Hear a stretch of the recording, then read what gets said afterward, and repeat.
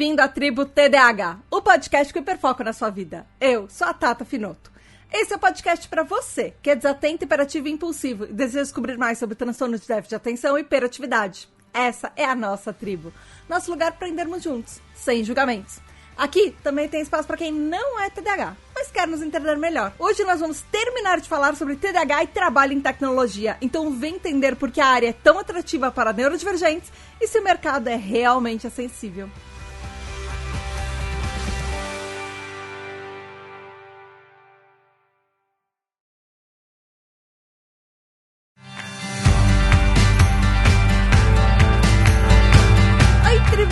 Aqui é a Tata Finoto, criadora da Tribo TDAH, e neste mês é o mês do trabalhador, e eu sei que o Dia do Trabalhador já foi, mas a gente vai continuar falando de trabalho aqui neste podcast, porque acontece um fato na nossa tribo que é muito curioso. O nosso grupo de apoiadores acabou sendo o maior grupo de TI involuntário da internet. Parece que tem uma reunião de pessoas que trabalham com tecnologia.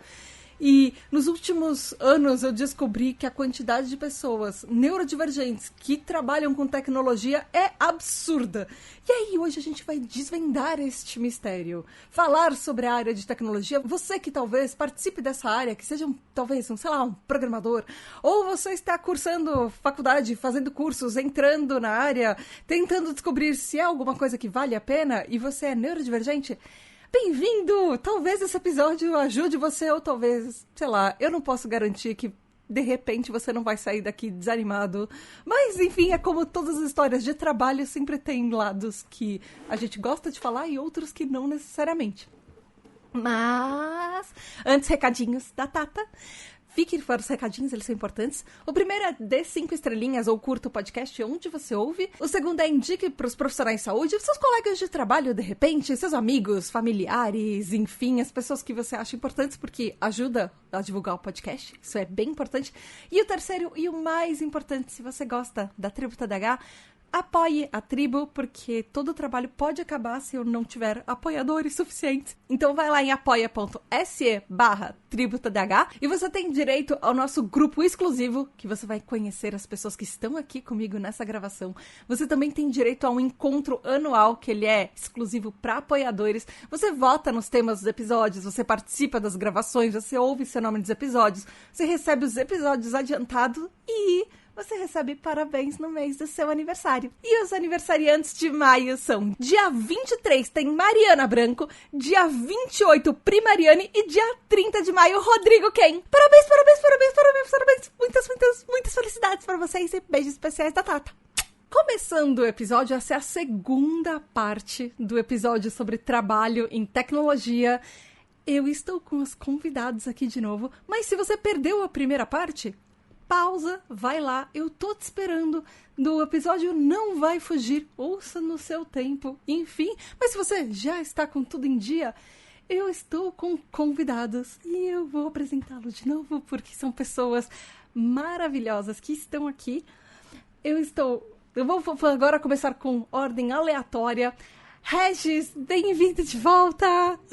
Olá, pessoal, sou o Regis, falo aqui de Criciúma, Santa Catarina. Pronome ele, dele, sou professora aqui do estado e meu tipo de TDAH é combinado e eu não sei se eu tenho outra comorbidade. Possivelmente sim, mas ainda não fomos apresentados.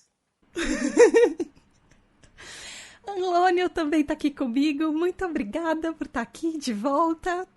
Se apresente de novo, aproveite.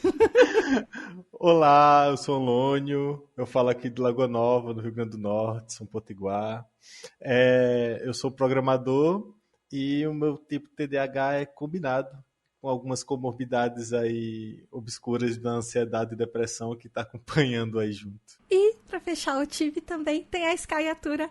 Olá de novo, Skya, se apresente. Olá, eu sou Skya, eu faço muitas coisas, eu já esqueci as perguntas de novo, isso já aconteceu na primeira vez, a minha caravana é de Juiz de Fora, Minas Gerais. Enfim, é isso aí, são muitas coisas, o papo é grande, boas-vindas de novo. Então, vamos continuar a conversa aqui. Vocês usam algum tipo de tecnologia ou vocês recomendam alguma forma de tornar o trabalho mais acessível? Vocês já pediram algum tipo de acessibilidade no trabalho? Como vocês lidaram com isso? Ou talvez, sei lá, que dicas que vocês podem trazer para alguém que talvez esteja passando exatamente por essas dificuldades? Poxa, eu sou neurodivergente, eu tô trabalhando e tem um monte de coisa que eu tenho problema no trabalho e poderia ficar mais fácil, não precisaria ser tão difícil. Então, vocês têm dicas ou programas ou tecnologias ou até, sei lá, estratégias que vocês usam ou já usaram que facilitou um pouco a vida para vocês? Lembrando, gente, ouvinte, que se tiverem 1000 neurodivergentes nessa chamada, seriam 1000 pessoas completamente diferentes que a estratégia para uma pessoa pode funcionar e para outra não. Então, o negócio é a gente se conhecer e saber o que funciona pra gente. Porque uma coisa neurodivergente às vezes a gente ouve uma dica e a gente fala, não, isso não vai dar certo pra mim. E às vezes parece que automaticamente a gente já sabe quando alguma coisa tem uma tendência de funcionar mais ou quando não combina com a gente. Então, isso é normal, isso é completamente natural. Todo mundo é diferente aqui, então. Pra mim, o negócio é às vezes ter uma rotina que a parte de fora do trabalho, que tu não ocupe muita coisa de muitas partes de fora da jornada do trabalho com o trabalho. Por exemplo, tentar, se possível, morar perto do trabalho ou home office, né?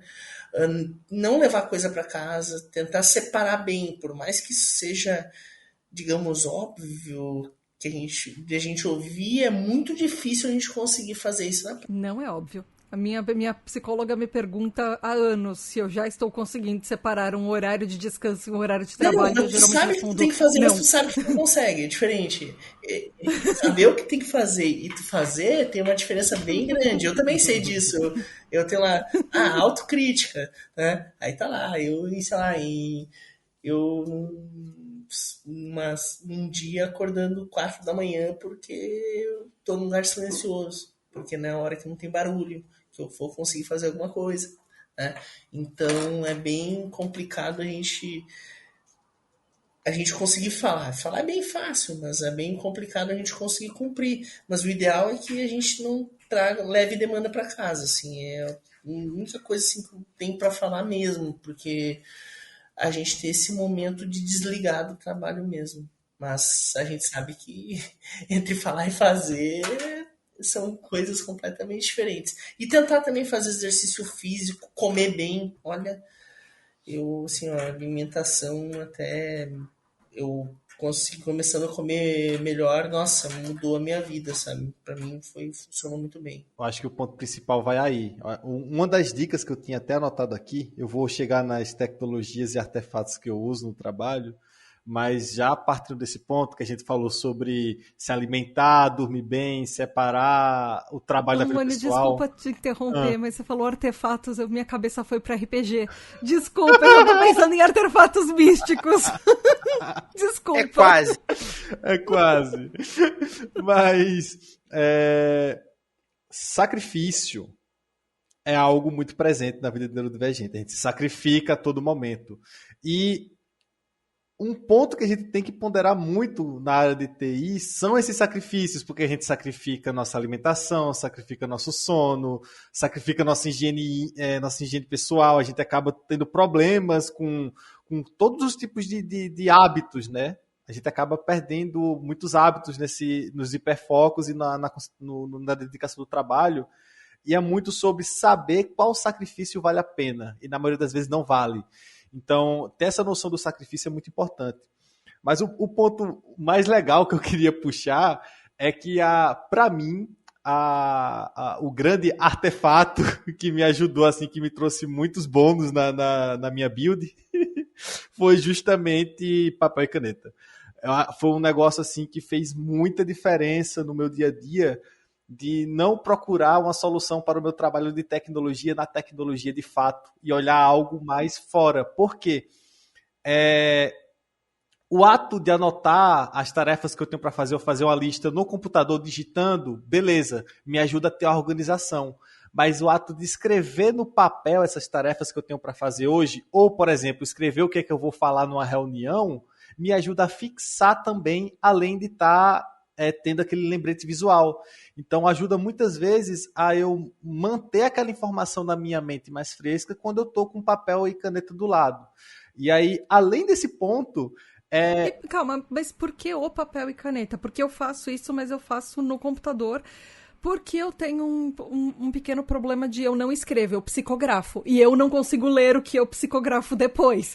Então, eu não consigo entender o que eu mesma escrevo. Então, por que o papel e caneta? Por que não escrever num computador ou num aplicativo, alguma coisa assim? Eu não vou ter estudos para embasar a informação. Não, tá. Que eu queria entender o porquê que pra você faz sentido. Tranquilo. Mas eu comecei a fazer isso, né, no passado, mais em cima de alguns estudos que falavam sobre como escrever ajuda a fixar aquela informação e a manter aquela informação na mente. Mas, para mim, o papel serve quase como uma extensão da minha memória, do meu cérebro enquanto eu estou trabalhando, porque parte das informações que provavelmente iriam embora estão ali no papel. E você falou sobre não entender o que você escreveu, mas provavelmente, tipo, no momento que você escreveu, se você olhar, você sabe o que é, né? Tipo, depois você não vai lembrar, mas enquanto você está escrevendo ali, se você olhar, você entende. É mais um lembrete momentâneo. Aquela página que eu escrevi naquele dia, eu nunca mais vou olhar. Aquilo ali serve apenas como uma extensão do que eu estou falando, do que eu estou pensando em falar. E também tem uma coisa muito legal que eu faço, que eu uso o caderno como uma forma de guiar o que eu estou falando. Então é muito comum, por exemplo, enquanto eu estou fazendo analogia, e sei lá, a analogia envolve uma cachoeira, eu estou desenhando uma cachoeira enquanto eu falo. E aí eu vou falar alguma coisa, um termo, eu escrevo esse termo, e esse termo está ligado com outro, eu faço uma setinha apontando. Então isso meio que vai me ajudando a manter o fluxo do pensamento enquanto eu falo. Isso me ajuda a não me perder em explicações técnicas, por exemplo, que era muito comum antes. Então, acaba me auxiliando a comunicar o que eu quero comunicar para a equipe, para numa reunião, por estar mais... Acho que fica mais claro para mim quando eu estou escrevendo junto da fala. Você já ouviu falar de uma coisa chamada mapa mental? Sim, mapa mental. Que é mind map, alguma coisa desse jeito? Que é exatamente o que você faz. Uhum. Às vezes as pessoas usam canetinhas coloridas ou até desenhos para lembrar... E elas vão puxando por, tipo, assuntos diferentes dentro, por exemplo... Tem de um mesmo assunto raiz. Isso é uma estratégia. Vez e saiu. Eu fui ver na terceira parte do mapa, já tava aquela letrinha pequenininha, assim, por causa da folha acabando. Tem uma outra relação também para pessoa... Não é para todo mundo, mas para pessoas que gostam de usar o papel... É quase como se fosse um fidget. Porque isso te ajuda a focar. É igual você desenhar enquanto está ouvindo alguma coisa. E também tem um outro ponto, especialmente igual aqui, porque eu vejo que enquanto a gente está conversando, o Anlônio ele vai anotando várias coisas que ele quer comentar para poder concatenar todas elas na hora que ele vai falando. E por mais que ele conseguisse fazer isso no computador, a atenção que ele tá tendo no computador é na chamada. Se você faz isso em outro formato, é muito melhor. Então, tipo, se você tá lendo um livro, você pode fazer a anotação escrevendo porque tá ali. Ou então você pode fazer a anotação falando para poder tentar exercitar outras partes da conversa como um todo. Porque aí você tá colocando toda a sua atenção voltada numa coisa só. Não é só... A sua cabeça, não é só sua mão, não é só seu ouvido. É tudo tá participando daquela conversa. Eu adoraria ter essa habilidade, é o meu sonho. É um escape muito forte da minha hiperatividade mental, sabe? O papel, além de me ajudar a organizar as ideias, eu acabo rascunhando muito. Eu vou mostrar de longe para vocês não verem os desenhos, mas minhas folhas são todas riscadas e tipo, sempre tem desenhos aleatórios e abstratos no meio e sempre envolve patos. Não sei por que eu desenho muito pato. Mas... Vejo um hiperfoco aí. Hiperfoco em patos. Pode ser. Eu compartilho do hiperfoco em dinossauros, mas em um dinossauro muito específico. Ai.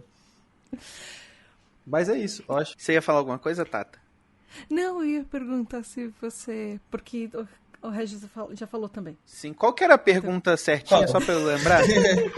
Mas assim, eu tenho uma ideia do que sim, eu vou de dicas. falar, mas... Aham. Eu falei a É de dica mais dicas de básica. acessibilidade ou de tecnologia Assim, que você beleza, usa, alguma vamos coisa lá. assim. É que eu não uso tecnologia porque às vezes eu ficava procurando tecnologia para usar, mas dá uma maior preguiça, eu não usava.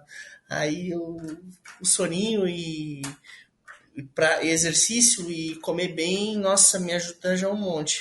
Uma coisa para mim que é importante também é que nem eu cheguei a fazer quando eu estava no mestrado, era bolsista, eu colocava horário assim, e eu fazia o meu horário, né? Eu colocava horário assim, ó, 8, meio-dia, 1h30 ou 2 horas até às 6. Eu não passava disso. E era uma forma de eu fazer sozinho, né? Hoje eu não faço meus horários, né? Mas quando eu fazia meus horários, eu colocava horário fixo assim. Eu falava, ó, eu não vou fazer. Fora daqui não. Porque senão eu ficava o dia inteiro fazendo alguma coisa. Fica muito ansioso, tu perde sono, tu perde tudo. Então, assim, é colocar limite mesmo. Tu colocar um limite pra ti mesmo, né? Autocrítica. Eu devia estar fazendo isso. Mas colocar limite pra ti mesmo, porque se tu não colocar, o teu corpo vai. E na hora que ele colocar um limite, não vai ser muito legal. Conectando isso aí que o Anlone falou, eu gosto muito de conectar as coisas. Enfim, mas conectando isso com isso que o Anlone falou, eu realmente gostaria muito de ter a habilidade de conseguir fazer a anotação ali à medida que a gente está fazendo, mas ultimamente eu tenho tentado adotar uma técnica nova que eu descobri, que chama Zettelkasten. É em alemão o nome. E é uma coisa muito simples. Ela consiste em você pensou em alguma coisa, você escreve aquela coisa em uma nota e guarda ela. Pode ser no Obsidian, pode ser no Notas do celular, pode ser no papel, pode ser em qualquer lugar. Mas você pensou, você escreve a nota e relaciona ela com outras coisas. Então o Obsidian é ótimo para isso. Então, sei lá, você está vendo um vídeo sobre pipoca. Aí no vídeo sobre pipoca tá lá sobre a crise de 29 e os cinemas. Aí você começa a pesquisar sobre a história da crise de 29. É assim que o seu cérebro vai funcionando. Então, quando você escreve aquela nota, você pensa assim, depois eu quero entender melhor sobre a relação entre pipoca e a crise de 29. Aí eu vou lá outro dia e vou pensar sobre a crise de 29 e vou anotando sobre aquilo dali. É algo que eu tô tentando fazer hoje em dia. Mas assim, é bem recente, porque eu sempre tive o problema de tentar achar a ferramenta perfeita para poder colocar tudo. E aí, recentemente, eu acabei chegando na conclusão que o Olânio chegou, que texto é a melhor coisa que tem, porque texto serve para tudo. Só que eu ainda estou tentando achar a melhor ferramenta para texto. E aí eu fico nesse hiperfoco terrível. Mas o que ajuda bastante tem sido, não tem como, é a inteligência artificial. É usar aonde dá, como dá, da melhor maneira que for melhor para mim e não para outras coisas de usar ela. Então eu ajudo muito para poder traduzir as coisas, não traduzir texto de um idioma para outro, mas traduzir especialmente intenção. Tipo, qual que é o foco principal de determinada tarefa aqui? Ou qual que é o que a pessoa está querendo ouvir ali numa determinado e-mail que você está escrevendo. Porque, tipo, a pessoa, quando ela te manda um e-mail, ela não está querendo que você escreva tudo. Que era um problema que eu sempre tinha, eu falo demais. Então eu escrevia demais e eu detalhava demais, mas a pessoa só quer saber uma informação. E aí, o que eu gosto muito é fazer o meu texto, eu faço a coisa mais completa do jeito que eu entendi, e depois eu transformo isso em outra coisa que outra pessoa vai fazer sentido para ela. E aí, dependendo de quem for a pessoa que precisa ler aquele conteúdo, o resultado final vai ser diferente, mas eu tentei não fazer o produto final. Eu sempre faço a minha coisa, da minha coisa eu faço o que o outro precisa. Essa é a dica que eu posso dar, assim como a Tata falou. Para cada pessoa, funciona de um jeito. Faz todo sentido isso. Vou só fazer um complemento, que Claro. faltou um detalhe que eu queria comentar também, que não é exatamente uma estratégia específica, nem uma ferramenta, mas algo que ajuda muito no ato de codar, de escrever código, de estar programando, é saber separar o planejamento da execução, que é algo que nós TDAHs confundimos bastante, né? A gente se atropela muito, somos muito hiperativos e acaba que a gente, antes de tomar a decisão, já faz. Aí, o que faz, por exemplo, o que acontece muito comigo de eu decidi falar algo, na metade do que eu tô falando eu já desisti. Não queria falar isso, eu quero falar outra coisa, volta atrás, faz de outra forma. E isso no código é um problema. Isso no código é um problema, porque na fala você, não, peraí, perdão, esquece o que eu falei. Aí você fala nova coisa. No código, muitas vezes acontece de você misturar duas abordagens, misturar duas soluções, acabar deixando algum resquício de uma solução que você fez anteriormente e mudou de ideia. Então é muito importante que, primeiro, saber separar, né, o planejamento da execução, decide o que você vai fazer antes de fazer, não decide enquanto você faz, isso faz mais diferença do que parece. Pensar no que você vai codar, do que você vai colocar no código antes de colocar faz muita diferença. Porque você, além de estar evitando tomar uma decisão precipitada, você também está refletindo e absorvendo melhor aquela informação do que você vai fazer. E evita, inclusive, que você faça coisas sem estar entendendo, né? Avançar no código sem estar entendendo muito bem o que você está fazendo. Então, separar essas etapas é muito importante e concluir pensamentos. Nós temos uma nós temos uma tendência a deixar pensamentos suspensos. A gente vai refletindo sobre a coisa ali, o pensamento ruminante vai seguindo. E tomar decisões quando envolvem linhas de raciocínio complexas é muito importante. Por quê? Se eu pergunto para a Tata o que é TDAH, ela tem uma resposta bem definida ali. Ela pode até responder de maneiras diferentes ou usar outras bases, né, Tata? Mas você tem uma base ali do que é TDAH. Você já sabe o que é o TDAH. Está definido na sua mente. Mas ainda assim, minha cabeça, eu explicaria cada dia da semana isso de uma forma diferente, mas... Agora você imagina essa sua cabeça, que é muito parecida com a nossa, com um problema complexo para ser explicado todo dia. Tipo, todo dia na reunião, a pessoa... Como é que a gente vai fazer isso mesmo? E você ter que explicar novamente. Se aquela estrutura complexa não estiver bem definida e escrita, todas as vezes que você for explicar para alguém, você vai estar pensando de novo naquilo. Você vai se confundir, você vai se atrapalhar, você vai esquecer detalhe, você vai esquecer que tomou uma decisão. Isso acontece muito, do tipo, a gente resolveu um problema que já foi resolvido. Nossa, isso dá muita raiva. Quando você... Nossa, demais. Ou como tu fuçou no problema e ele voltou. Não, a Sky, não sei se já passou muito por isso, Doeu, assim, na alma. Não, eu sou a pessoa que fica... Eu sou a pessoa chata que na reunião, ela vai falar assim, não, e se a gente fizesse tal? Na reunião da tarde de primavera, do mês tal, do ano tal, às 3h49, você falou essa ideia... A gente discorreu sobre isso por 6 semanas, tentou fazer, deu tudo errado e a gente teve que desfazer tudo. Tem certeza que você quer voltar aqui? Desse jeito. É muito importante ter registro escrito por isso. A pessoa, mas por que a gente não faz desse jeito? Você já copia a conversa, bota lá, tá aqui o porquê. A gente conversou daquela outra vez. Nossa, eu faço muito isso, porque eu aprendi a fazer isso para não me ferrar. Só tem uma coisa nisso que o Anlônio falou, que eu acho que é importante também ter, especificamente para quem está codando, que é também não pensar demais. Tipo assim, é importante ter a separação entre o momento que você pensa sobre a solução e o momento onde você escreve a solução. É igual quando você tá, sei lá, se você for pedir uma IA para poder fazer alguma coisa, ela não vai fazer as duas ao mesmo tempo. Você pede, ela faz, você pede outra coisa. Então, você, quando tá fazendo, faz isso também.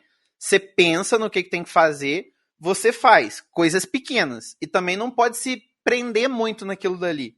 Porque, tipo, não precisa ser a solução perfeita. É uma solução. Essa solução pode funcionar? Pode, então eu vou fazer. Funcionou? Aí você volta na pergunta anterior. Como é que eu posso melhorar essa solução que eu dei? E aí você vai interagindo até você chegar numa solução ótima.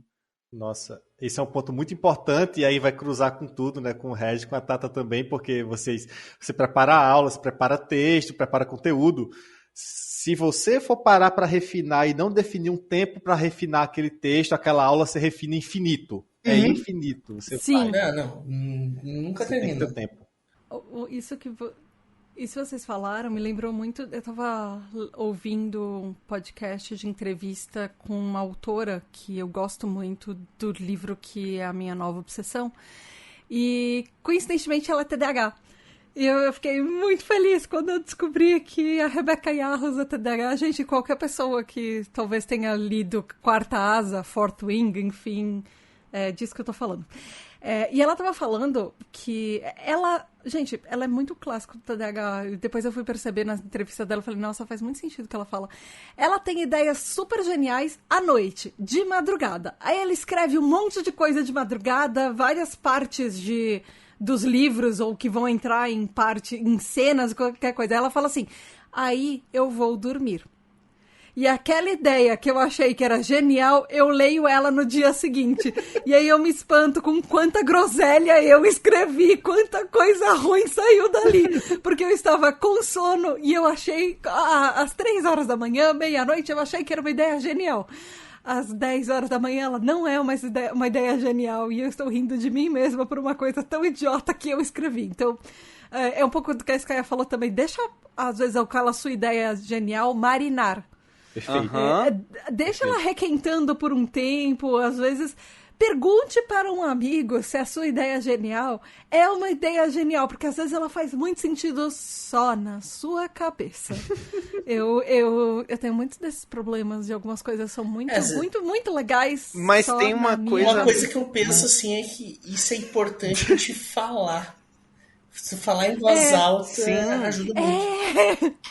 Uma coisa legal disso que você falou é justamente a parte de registrar as ideias malucas. Porque mesmo que elas não se tornem nada depois daquilo dali, você está exercitando escrever uma ideia que você teve, escrever uma ideia por mais maluca que ela tenha sido, e você ainda apresentar isso para outra pessoa, para ela te falar o quão maluco é aquilo dali, você está também exercitando explicar uma ideia, não importa o quão maluca ela seja, para outra pessoa. Então, na hora que você precisar ter uma ideia de verdade, na hora que você precisar comunicar a ideia que você teve de verdade para alguém, você já exercitou isso várias vezes antes com as suas ideias malucas. Isso é sensacional. Isso é básico de criatividade. Isso um brainstorming, ele é feito assim. Você anota sem filtro todas as coisas que vêm na sua cabeça. E não importa quão ridículas essas ideias sejam, ou as palavras, ou as frases, não importa. Por isso que eu gosto de chamar de ideia maluca. Porque é exatamente isso, porque muitas vezes, às vezes você vai conectando parte de uma coisa com outra, e com outra, e com outra, e aí vai dando forma a alguma coisa que vai ser realmente criativo. Criatividade não é do tipo, eu pari uma coisa do nada, foi uma inspiração do além. Criatividade é muito mais trabalho de pesquisa e dedicação de ficar insistindo nas mesmas coisas e tentando reformular as mesmas coisas do que... gente, as pessoas não são criativas porque elas nasceram criativas. Criatividade é trabalho, assim, pesquisa e refazer, e refazer, e refazer. Há 7 anos eu tive uma ideia de assistir um vídeo de programação e eu tive uma ideia. E aí eu pensei, eu podia fazer uma parada para poder simplificar isso daqui. Tem 7 anos que pelo menos umas 3 vezes por mês eu reescrevo o código do negócio. E agora, 7 anos depois, eu tô finalmente terminando ele, eu vou transformar isso em uma parada. Mas tipo assim, nesses 7 anos, eu literalmente joguei fora o código e reescrevi aquele negócio umas 50 vezes, até sair a coisa que eu queria. Eu tô há 1 ano trabalhando num spin-off de podcast da Tribo, que deve sair no fim do ano. Não é... Vai ser maravilhoso. O principal ponto é esse, né? Uma coisa que eu sempre comento sobre minha experiência como programador é que fazer o código é a última etapa do processo. Programar é solucionar problemas. A Sky apontou isso perfeitamente. algumas horas atrás, lá no começo. Quantas horas pode ser o episódio passado? Não sabemos como isso será editado depois. Algum tempo atrás. 2 semanas depois. É que o trabalho do programador não é só escrever código. Da mesma forma que um redator não só escreve o texto. A gente soluciona o problema. A gente tem aquela parte de entender o que é o problema e criar uma solução em cima daquilo. Quando o nosso superior vem para a gente com uma solução sem o problema, é horrível. Perfeito. Ele tem que apresentar o problema para a gente e a gente resolve o problema. Ele pode dar uma sugestão? Pode, mas é uma sugestão. E provavelmente vai ser descartada. Mas a etapa de fazer o código é a última etapa do processo. Então, a maior parte do tempo eu estou pensando. Eu já falei várias vezes isso no trabalho, eu gosto de pontuar. E eu estou ficando muito feliz de poder fazer essas pontuações, porque diminui o peso da gente, né? Uma das dicas que eu ia dar também, que eu tinha anotado, é sobre como a gente, depois do diagnóstico de qualquer neurodivergência, no geral, a gente tem a fase de se redescobrir, né? Descobrir como que a gente como que a gente se comporta, Nossa, sim. como que as coisas funcionam, como você faz cada coisa melhor. E, por exemplo, ficar sentado na frente do computador não é a minha melhor forma de funcionar. Eu penso muito melhor se eu estiver andando pela casa. Nossa, sim! Sim, eu não sei como o meu tapete da sala não tem buracos nele, porque eu faço uma maratona, eu penso andando. Isso. Eu escovo o dente andando, mas sim. E eu acho que existe um você antes do diagnóstico e existe um você depois do diagnóstico. Porque a gente se redescobre tanto, a gente se permite ser nós mesmos depois do diagnóstico. Uma coisa assim que eu percebi é a questão não só do diagnóstico, é porque eu fui diagnosticado muito criança, porque eu não dormia, então o meu pai não dormia também. Só que isso era em 93, 94, não era assim, então levou um tempinho, né? Como minha família não dormia, por minha culpa, né? O meu pai ia dormir às 3 da manhã, acordava às 6, né? Por uns 3, 4 anos, né? Ou a minha mãe, né? Mas aí, como a minha mãe fazia plantão no hospital, geralmente era o meu pai que ficava comigo, né? Então, tinha isso. Aí eu sabia dessa parte de agitação, eu sabia da parte de concentração, mas todo o resto eu não sabia. Então, todo o resto foi se apresentado para mim ali, um pouco com podcast também, bastante. E faz uns 4 anos que eu sei de muita coisa. Então, assim, o diagnóstico não foi só aquilo, foi a revelação mesmo, né? De outras coisas. Então, porque não é só a concentração, mas é todos os nossos hábitos, as manias, assim, essas coisas que a gente tem, que eu não sabia. Então, fiz esse parênteses aqui porque foi muito importante para mim saber dessas coisas com 30 anos, né? Mas antes tarde que mais tarde, né? Então, a gente também entender e aceitar essas coisas e entender que às vezes a gente vai trabalhar melhor andando pela casa ou fazendo outras coisas. Também é o autoconhecimento, né? Porque a gente tenta se encaixar naquela caixinha de não, a gente tem que fazer só aqui, só nesse momento. E, não vai ser o nosso momento. Para mim é melhor eu trabalhar antes de todo mundo acordar, porque eu de noite sou um vegetal, assim, eu não consigo fazer nada, não produzir nada, assim, até dou aula de noite, coisa, mas se eu tiver que montar uma aula, se eu tiver que escrever um artigo, se eu tiver que fazer alguma coisa, é que montar a aula eu tô conversando, é um pouco diferente, porque eu preparei a aula de manhã, eu preparei a aula em outro período, mas eu sei que eu não vou funcionar, e muita gente às vezes não tem essa possibilidade de render caminhando, de render da forma como rende melhor, porque tá preso numa caixinha, né? Então, eu fiz parênteses que eu acho importante a gente também, todo mundo assim que tá em casa, pensar nisso, né? Que às vezes a gente pode tentar adequar a nossa rotina, né? Voltando lá na dica, que ficou lá umas meia hora atrás, tentar entender como é que... Ou 15 dias. Não brigar. Uma coisa de não brigar com a nossa natureza, né? Mas mesmo, por exemplo, quando a gente tá trabalha em ambientes... eu ia falar empresa, mas em ambientes mais rígidos. Tem maneiras de fazer isso. Eu fazia muito isso quando eu trabalhava presencial. Às vezes eu precisava ruminar uma ideia na minha cabeça, porque é o que eu faço. Eu fico ruminando uma ideia, tentando achar a solução quando eu tô andando.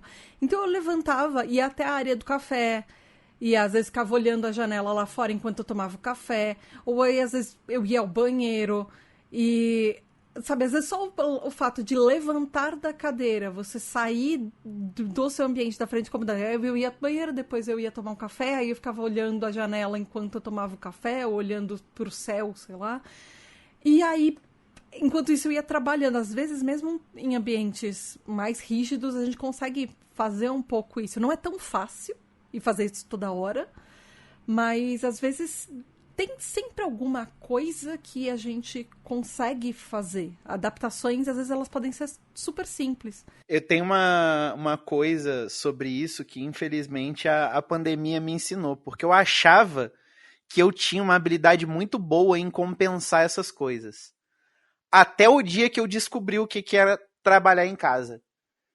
Sem ter que fazer nada daquelas coisas, sem ter que ficar com máscara social, sem ter que ficar se preocupando em traduzir o que eu tô pensando, em só fazer a parada.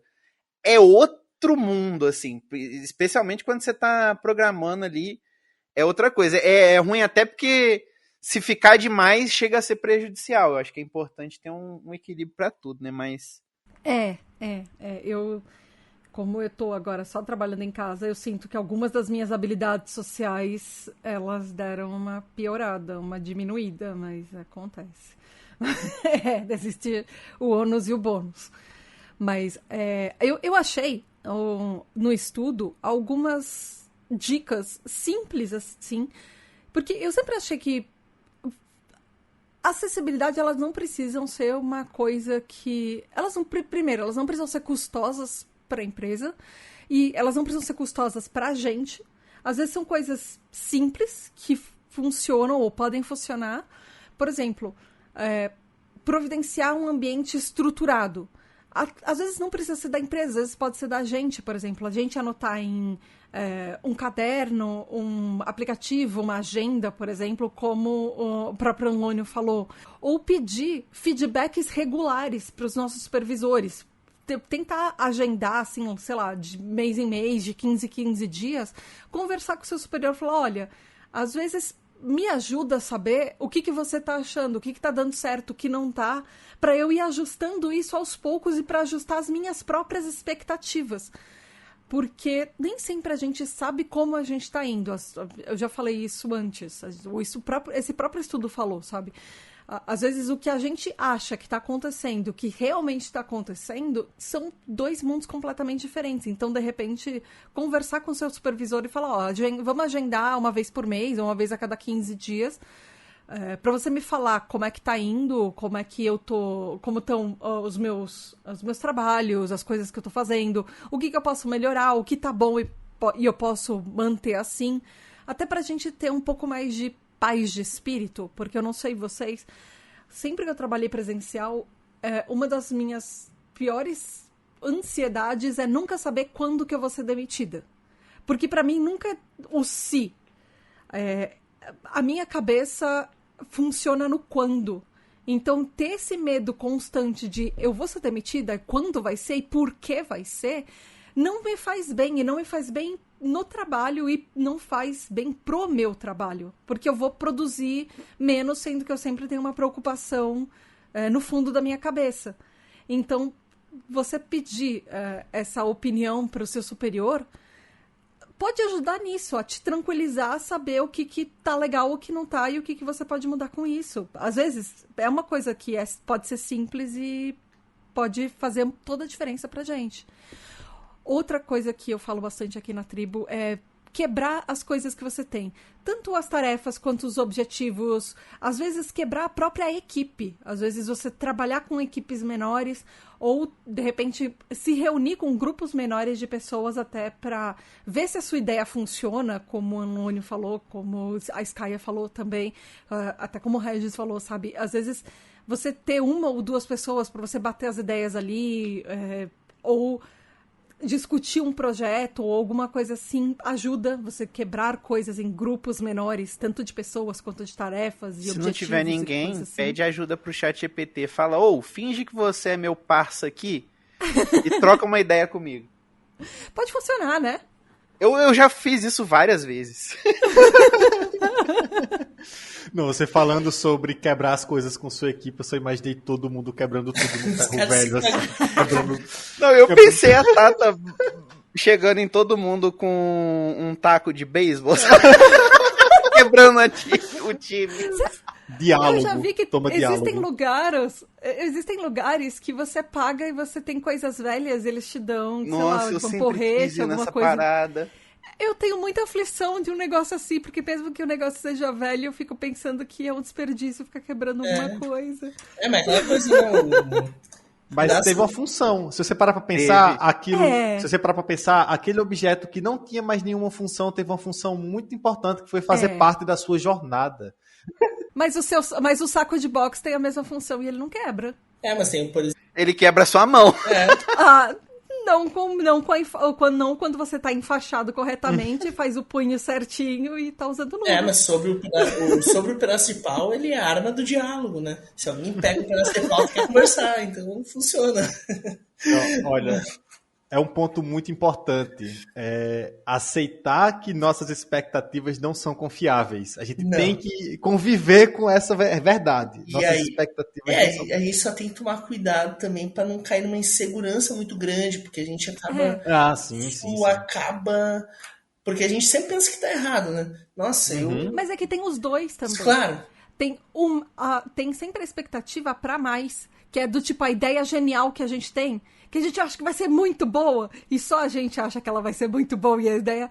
Isso é uma coisa normal do TDAH também, o tanto para mais, a expectativa de, meu Deus, eu vou fazer uma coisa, eu vou estourar e vai ser super, ou eu tô, sei lá, arrasando, eu sou a estrela da festa, e de repente você vai ver, você espalhou rodinha e você tá falando demais.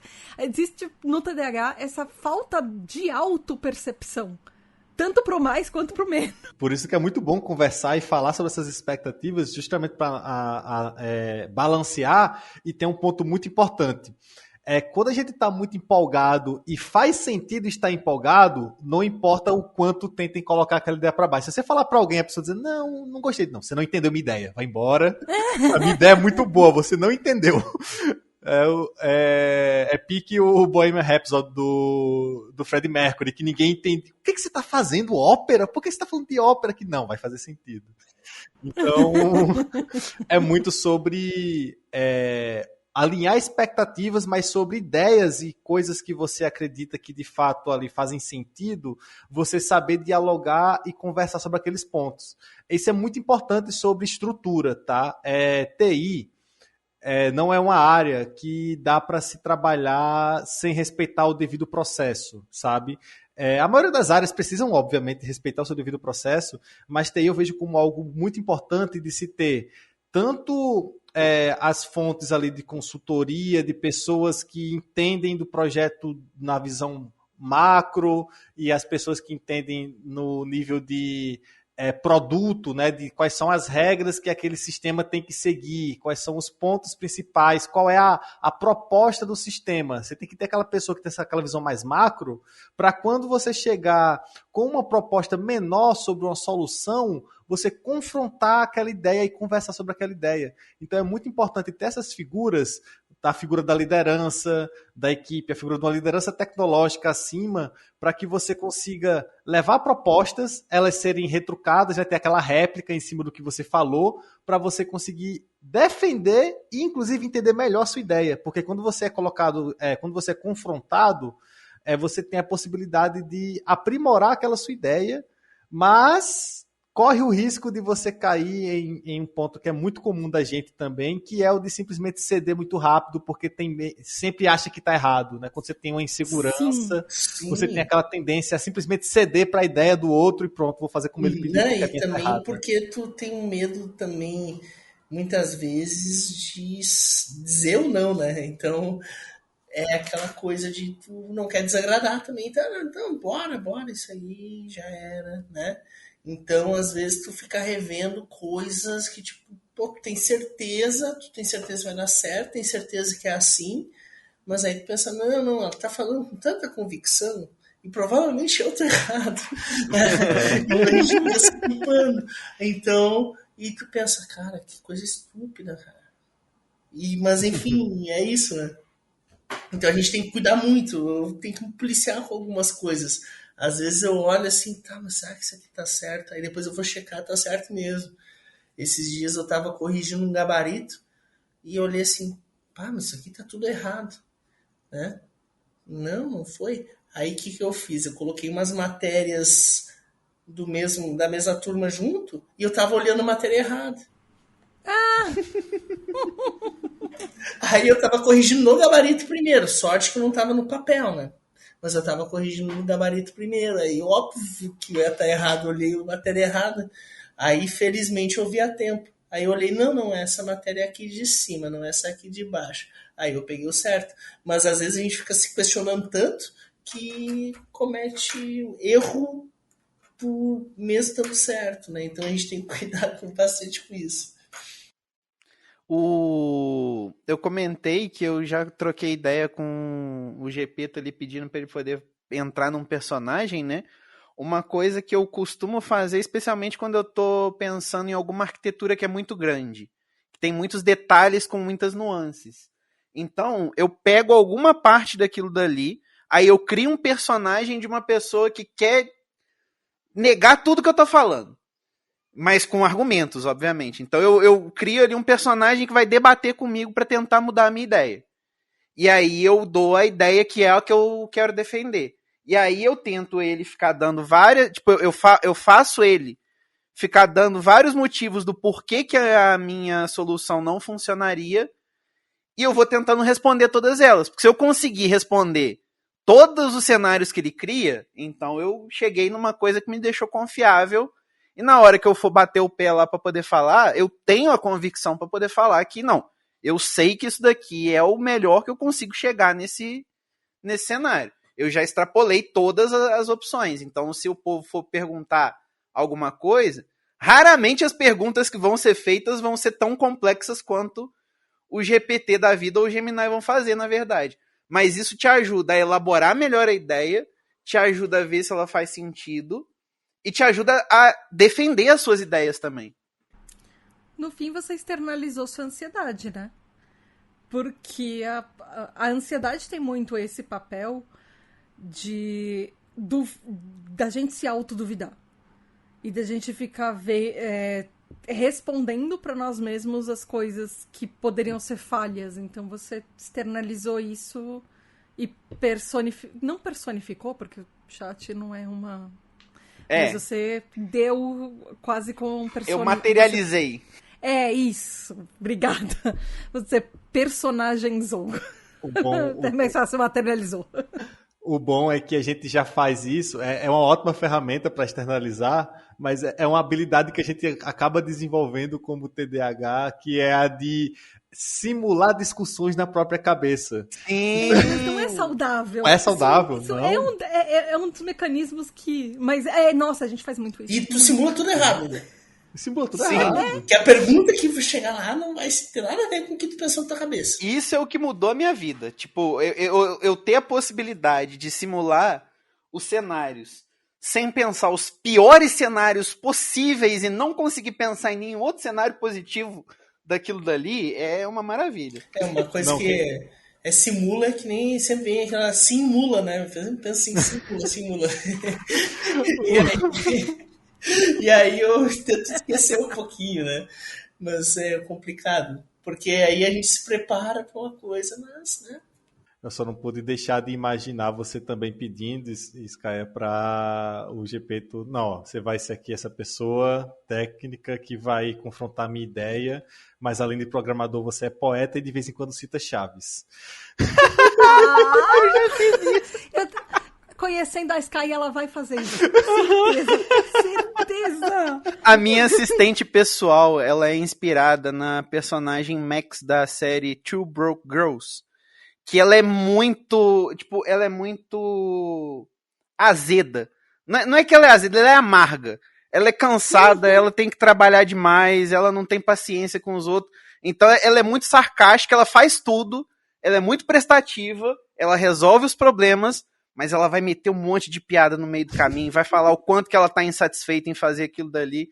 Aí você vai e pergunta pra mim assim, qual que é a temperatura? Aí ela vai te falar assim, olha pra janela, caralho, não dá pra ver que não tem nuvem nenhuma no céu. Muito bom, muito bom.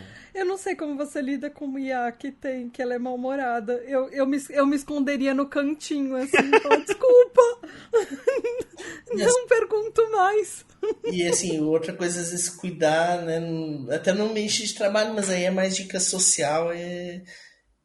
Muitos, assim, tem que cuidar para não fazer piada o tempo todo, para não ter para não desviar demais. Nossa, eu faço piada idiota o tempo todo. Oh, meu Deus, é meio doente, assim, tem que cuidar. É uma questão de reprimir impulsos, às vezes.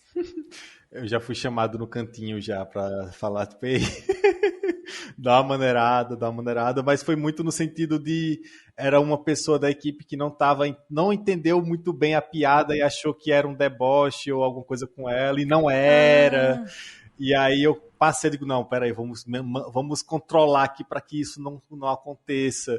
E esse é um ponto muito importante do diálogo, né? Então, o ponto da gente saber, entender a limitação de cada pessoa da equipe, quais são os pontos, não limitações, as características únicas de cada um, para justamente a equipe se completar.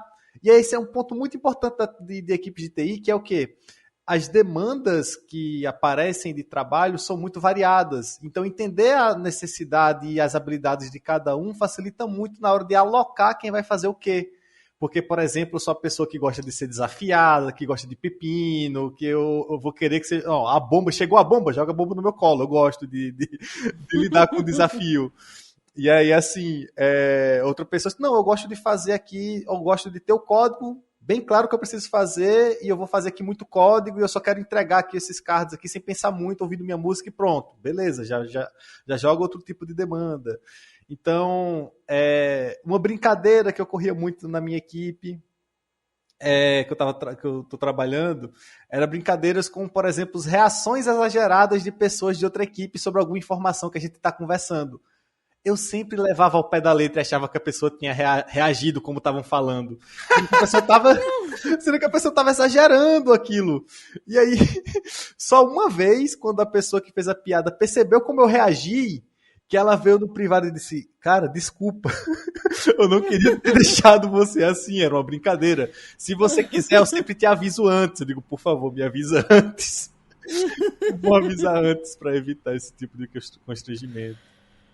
Mas é legal que a pessoa teve essa sensibilidade de perceber que você ficou incomodado com uma coisa e você não entendeu e pelo jeito a pessoa não usou isso pra te ridicularizar, por exemplo. Porque você não entendeu na maneira como ela achou que você deveria entender. Isso é muito importante, E eu acho que é muito nesse sentido, né? Um ponto que dificulta muito. A gente até conversou, né, sobre o quanto o prejuízo social é maior do que a gente percebe, maior do que a gente imagina na interação do trabalho. E uma coisa que eu sinto, eu não sei se isso acontece com vocês, eu sei que isso é bem peculiar, é bem particular de cada um. A nossa relação com empatia, ela é bem 880, né? Ou, tipo, a gente tá mega empático, ou a gente tem aquela empatia que ela tá mais morna porque o mundo já destruiu nossa inocência. Mas é muito comum pessoas tentarem fazer piadas com minorias ou grupos da sociedade que não estão inclusos no grupo que tá ali do trabalho. Então acaba fazendo alguma piada que, sei lá, alguma piada que acaba soando xenofóbica com alguma pessoa de um estado que não está representado ali no grupo e acha que vai ser de boas porque não tem ninguém lá. Sendo que esse tipo de piada, para quem é muito empático ou para quem é muito politizado, acaba sendo chato e desconfortável, mesmo que você não faça parte daquele grupo. Acaba a reunião. Acabou a reunião, acabou o clima, sabe? Esse é um dos meus maiores problemas de sociabilização hoje em dia, porque eu atualmente não tenho muita paciência. Eu vou falar e aí eu vou criar o climão. É quando por isso não que a é gente legal. espera as carinhas aparecer no Meet antes de entrar. É igual quando você tá no Uber, aí o Uber vai e faz um comentário, aí você pensa assim, eu vou defender o que é certo, eu vou prezar pela minha vida, ou eu vou fingir que eu tô ouvindo alguma coisa nesse fone de ouvido? É tentador, tá?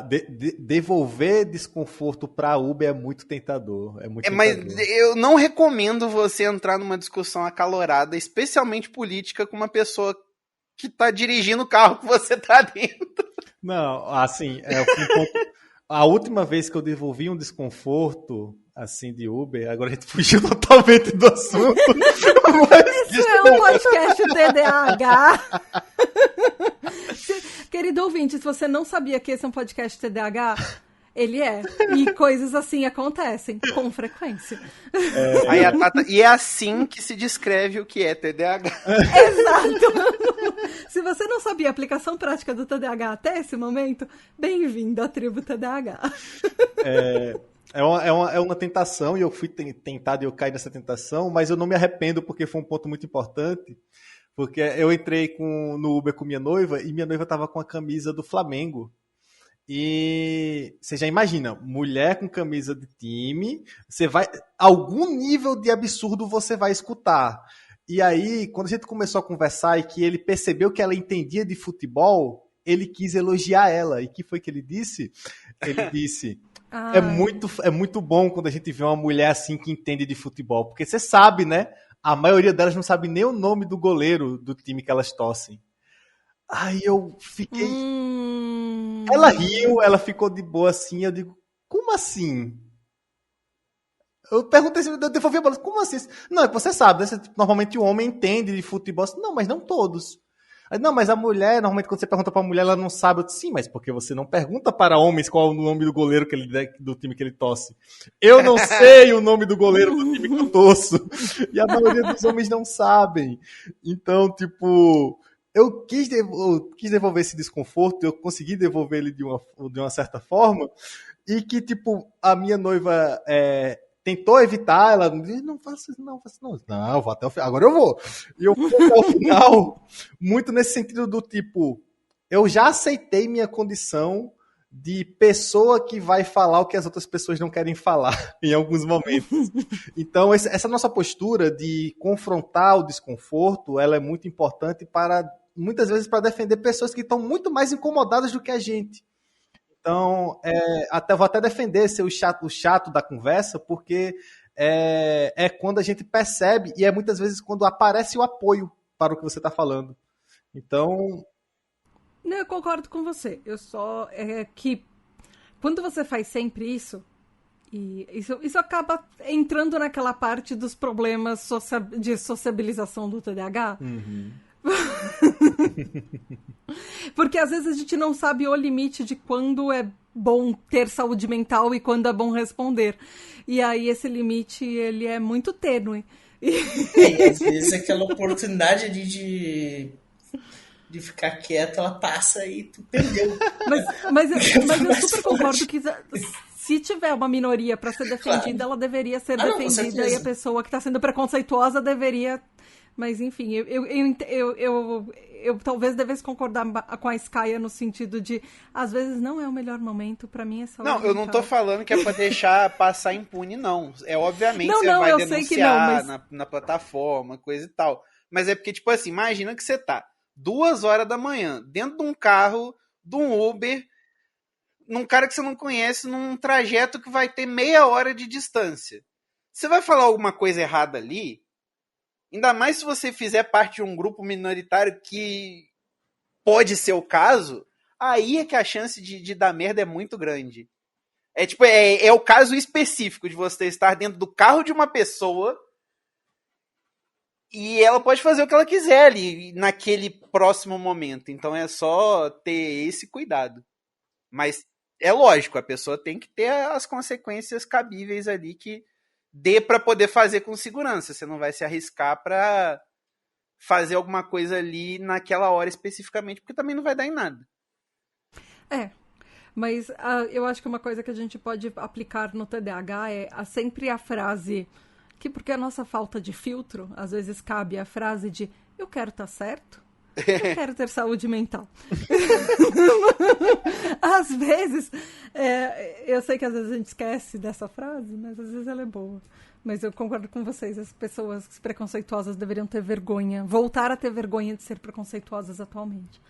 Por isso que várias coisas estão do jeito que elas estão, porque as pessoas não têm mais vergonha de jogar os cocozinhos no ventilador e falar o que elas acham que elas não sentem envergonhadas por falar, então.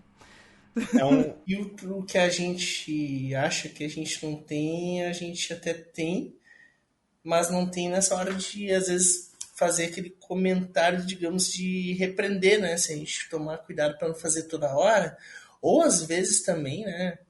Tu fazer isso toda hora, tu acaba se tornando um chatão, e daí é ruim, porque daí é ruim para ti no emprego mesmo, ali tu vai ser prejudicado com isso, mesmo estando certo. É muito nessa linha mesmo. E assim, só para complementar esse ponto, é a questão do entender que, caso em algum momento uma pessoa na roda de amigos te deixou desconfortável, você devolveu o desconforto e ficou climão, a culpa do desconforto foi dele, não sua. É sempre lembrar esse ponto. Clap, clap, clap. Aplaudindo aqui. Dependendo do contexto, eu até relevo e deixo virar uma brincadeirinha. Porque às vezes a pessoa solta sem querer. Uhum. Mas se eu vejo que a pessoa falou com maldade, ela vai voltar pra casa querendo não ter falado. Eu tinha falado as dicas, eu quero complementar com umas últimas, voltando, para fechar o assunto do episódio. Verdade! Após o momento TDAH do episódio, voltando para complementar o assunto do episódio, outras dicas que a gente pode fazer no ambiente de trabalho que tem inclusive a ver com isso que a gente estava falando, é introduzir algumas mudanças no trabalho e no ambiente de trabalho e com regularidade. Inclusive, as pessoas, quando você começa a reajustar, e não só a parte do trabalho, mas a parte social do trabalho, para fazer todo mundo se sentir mais confortável e sentir que elas sofrem menos preconceito, inclusive, todo o ambiente fica melhor e toda a produtividade aumenta. Além disso, por exemplo, se você precisar de um ambiente mais quieto, mais calmo, ir para a parte do escritório que tem menos barulho ou tentar solicitar uma salinha, nem que seja nos momentos que você tem mais coisa para fazer, você se tranca numa salinha de reunião, ou pedir para trabalhar em casa nesses dias, às vezes ajuda também, ou tentar ver se de repente na sua empresa você consegue horários semiflexíveis. Eu imagino que em empresa de TI talvez seja mais fácil ter horários flexíveis, mas cuidado quando as pessoas falam horários flexíveis, porque o flexível geralmente vai trabalhar a mais e nunca você vai poder chegar mais tarde para sair mais tarde também. Geralmente você vai chegar no seu horário para sair mais tarde, então cuidado com a pegadinha do horário flexível. Porque tem que ser justo o horário que você trabalha, porque você ganha para trabalhar aquilo. E se fizerem trabalhar demais, você teoricamente, na lei, tem direito a horas extras ou compensação no salário. E a gente... Horas extras não, direito a usar essas horas como banco de horas ou compensação esse de banco salário. De horas Ninguém quer dar uma lenda muito legal, assim.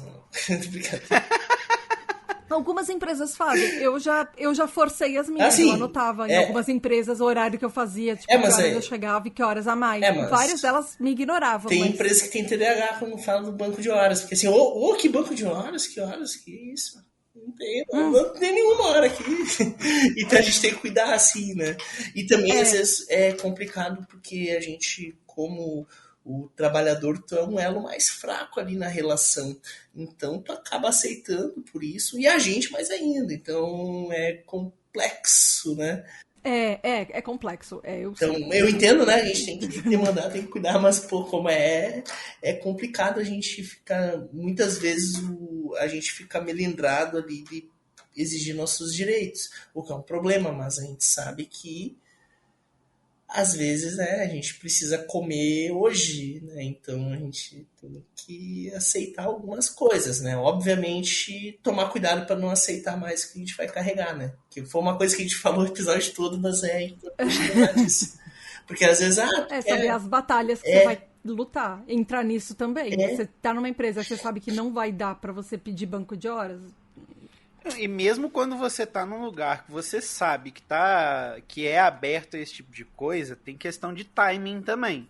Então, assim, você não vai pedir uma questão de uma flexibilidade maior no horário na mesma semana que você perdeu uma reunião que você chegou atrasado.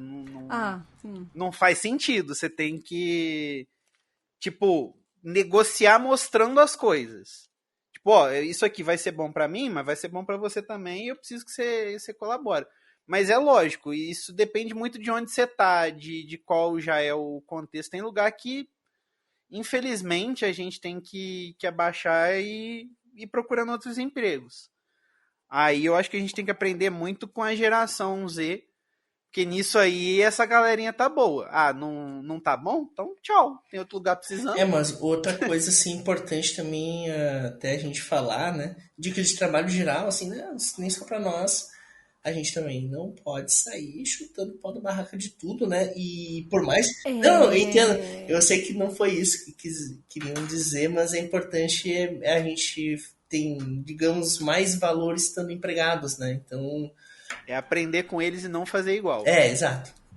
Não, é muito bom pontuar e dizer, calma lá, porque assim, nós TDAHs também somos um pouco emocionados, então é muito sim. Exato. A gente pode levar o pé da letra.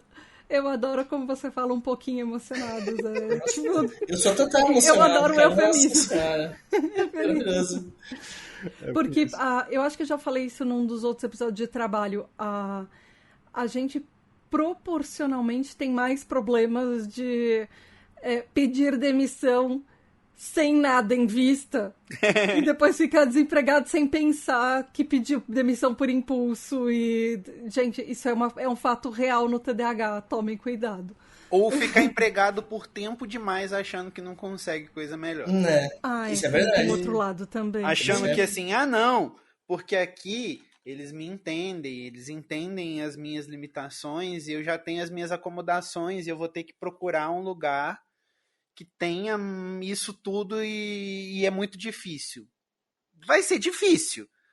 Mas se tiver ruim, essas coisas aí não são algo que deveria te manter lá, não. Mas isso volta ao que a gente falou lá na conversa de muitas luas atrás. Que é como que o sistema usa a exploração. Então eles vão ver, então quer dizer que se eu deixasse entrar um pouquinho mais tarde, ou atrasar para uma reunião aqui, uma reunião ali, você vai produzir muito mais para mim e eu não vou ter nem que pagar mais. É isso que o CNPJ mal tá pensando. Até o ponto que eu ia comentar era justamente esse, que a gente tende a só analisar comportamentos de relacionamento tóxico em relações sociais com amigos, parceiros, né? A gente não para comparar. Se a gente parar para olhar os pontos que demonstram que aquele relacionamento é tóxico com uma empresa, você também percebe a mesma coisa. Se a única coisa que faz você estar naquele emprego é você ter medo do próximo, isso mostra que provavelmente você não deveria estar naquele emprego, sabe? Então, assim, é muito sobre a gente notar aqueles comportamentos e principalmente essas falas tóxicas que rolam e são pesadas e que tentam nos impedir de sair, né? Impedir de tomar uma decisão mais drástica. É um comportamento que eu sei que ele é muito normalizado, então a gente vai encontrar esses comportamentos tóxicos em algum nível, mas que quando chega num ponto que a gente se sente preso, né, de certa forma, a gente tem que começar já a ligar o alerta e começar a pensar e planejar, coisa que a gente não faz muito, né? Tentar planejar para frente antes de tomar uma decisão emocionada, né? Então é um ponto importante. Né, e também assim, e sempre, né, para todo mundo, assim, né? Hoje eu tô numa condição que eu não preciso fazer isso agora, né? Mas o pessoal, assim, que tem trabalho, ou CLT, ou coisa assim, que tenha a questão de estar sempre olhando alguma coisa. Até mesmo também, sempre fica olhando alguma coisa, porque a gente não sabe o dia de amanhã e também, às vezes, a gente consegue uma oportunidade melhor mesmo estando em algo bem legal, né? Eu até falo porque, às vezes, a gurizada mais nova, às vezes, pensa assim, não vou pegar ali, não vou tentar, mas se a gente for olhando sempre, ou pelo menos estar acompanhando sempre o mercado, seja de qualquer área que vocês estejam, né? É importante a gente estar acompanhando o mercado e sabendo onde que estão coisas boas, porque às vezes o que a gente acha que é muito bom é só o mínimo do mínimo e tem coisas boas aí na frente e a gente se nega porque o mínimo do mínimo está sendo atendido e a gente, né, tende a achar, né, a gente com TDAH a gente tende a achar que o mínimo do mínimo é uma coisa muito legal, porque estão sendo legais com a gente. Isso serve para qualquer coisa e para o trabalho muito mais, até porque o trabalho é o que vai bancar a gente. Então, é uma coisa que a gente, olhando o mercado, né, olhando o que outras empresas fazem e oferecem, a gente pode pensar, pô, mas eu mereço mais, eu posso conseguir mais coisas. Então, sempre está olhando, né? Obviamente, a gente não precisa falar que a gente está olhando, né? Mas às vezes é bom, porque às vezes você vê uma oportunidade ali que você pensa, pô, não, com certeza. Eu já faço isso tudo aqui. Isso aqui parece que é mais fácil. E tá pagando melhor, por que eu não ganho assim? Pois é. Não, mas isso, eu não recomendo fazer isso não, tá? Porque eu não recomendo, não porque eu fiz. Eu não fiz isso. Mas assim, eu entendo o ponto, porque assim, se a gente quiser barganhar, é muito mais fácil da gente se ferrar daqui 2, 3 meses. Aí o cara vai lá, não, beleza, ó, aqui, ó, aumenta aqui, ó. Aí tá, beleza, aumenta o teu salário ali. 2, 3 meses tá demitido porque tu chegou, sei lá, não foi numa reunião ou alguma coisa assim. É o negócio do timing, né? Não, mas é que tá, mesmo assim, vão alegar qualquer coisa, mas eles já queriam te demitir, eles vão alegar qualquer coisa. Mas vão te demitir. Mas se eles já queriam te demitir, eles não iriam aumentar a sua Não, mas é que tá. Às vezes eles aumentam por 2 meses e depois mandam embora. Pode acontecer. Porque daí tu perde aquela oportunidade lá e depois tu é desempregado aqui também. Então, tipo, é uma coisa que eu não recomendo fazer, a não ser que tu seja muito bom. Assim, sabe? É uma coisa bem perigosa de se fazer, sabe? Porque pensa assim, pensa vocês aí. Pensar como chefes. Pensem em vocês. Tá, o cara já fez isso uma vez. O que impede o cara ou de fazer de novo ou deixar para trás? O chefe vai pensar isso também. Então, se tu manifestou isso ali, é uma coisa assim, ó, o cara tá tentando negociar, se vier alguém oferecer mais, ele vai embora e vai me deixar na mão. Então, eu não recomendo barganhar, não, tá? Mesmo que ele não tenha intenção na hora que ele aceita, quando tiver que tomar a decisão, quem vai rodar? A pessoa que demonstrou que quer rodar é a que vai rodar primeiro. Exatamente. Faz sentido. Então, tipo assim, não é... Essa parada é muito importante, mas o que eu quis dizer é mais no sentido de você entender o valor do teu trabalho. O que está sendo oferecido. Sim, porque, claro. tipo, você entender qual que é o valor da coisa que você faz. Com certeza, com certeza. Isso é bom, isso é ótimo. Só é bom, às vezes, não... Eu prefiro não manifestar, mas é importante, tem contextos e contextos, né? Não, perfeito.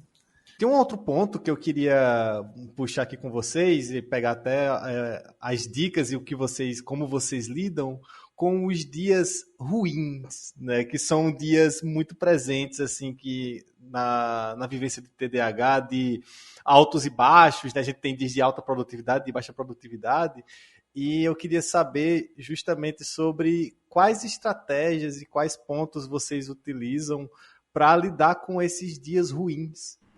Você tem algum que você usa? Então, sim. Já aproveita, porque senão eu emendo aqui.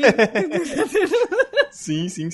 Não, um ponto que me fez muita diferença na minha vida foi passar a entender que nós precisamos nos preparar para os dias ruins.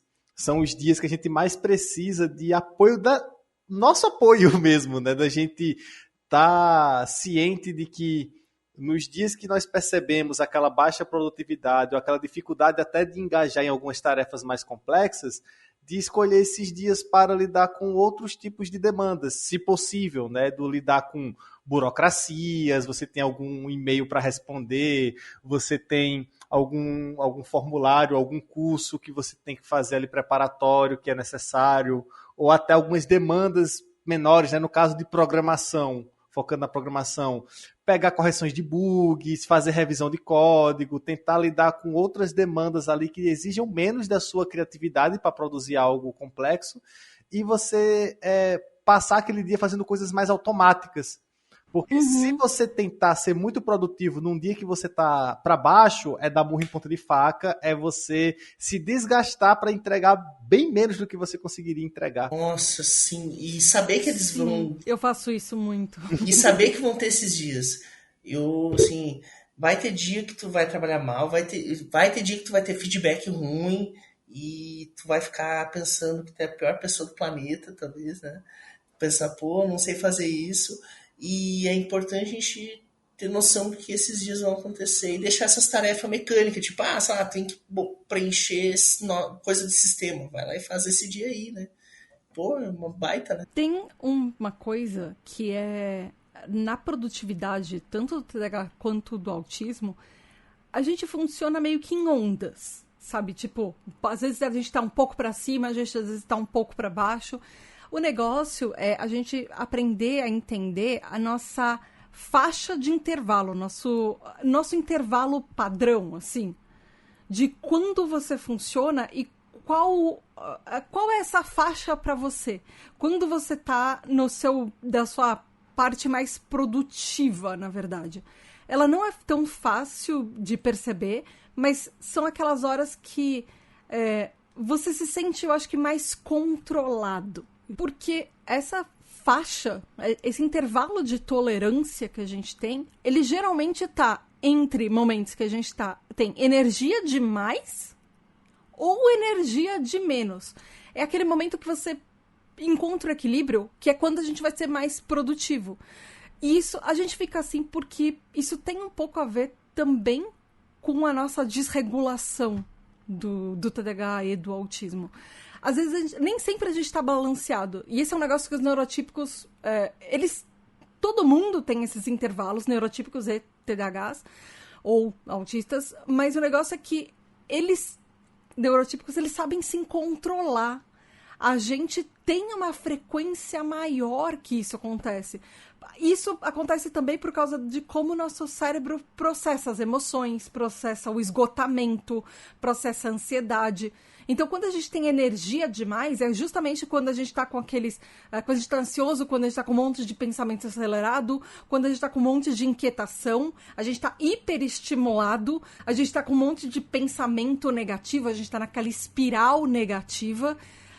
E aí, quando a gente tá com energia de menos, acontece quando a gente tá se sentindo mais confuso, a gente tá desassociando, a gente tá hipoestimulado, a gente tá com baixa dopamina, a gente tá com dificuldade para focar, a gente sente aquela confusão mental, aquela baixa motivação, e a gente não vai conseguir produzir nada nesse. Nem quando a gente tá de menos, nem quando a gente tá de mais, porque a gente fica muito demais e a gente também não consegue parar e sentar para fazer o que a gente precisa. Então, o negócio é um pouco do que o Alano falou. É em sentir onde você tá nessa sua faixa desse intervalo de tolerância, que você fica mais equilibrado, que você sabe lidar melhor, até de maneiras mais saudáveis com o estresse.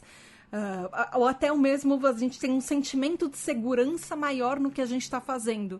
Então, é mais fácil a gente tomar decisões até mais acertadas nesses momentos. Então, é saber... Até isso, é o que o Regis falou também. Separar as coisas que a gente sabe que a gente vai ter mais dificuldade para fazer para um dia que a gente tá melhor, que a gente tá mais equilibrado. E num dia que a gente, sei lá, tá mais agitado, fazer coisas que vão estimular mais a gente, talvez. Ou que a gente tá com baixa energia, nesses dias fazer uma coisa que vai exigir menos mentalmente. Fazer uma coisa que talvez seja um pouco mais mecânica, ou que você sinta mais prazer fazendo, uma parte do trabalho que você gosta mais de fazer. Isso eu sei que não é todo trabalho que dá essa opção, mas às vezes a gente consegue organizar a nossa agenda do dia e às vezes a gente consegue até saber que tem dias que a gente não vai produzir.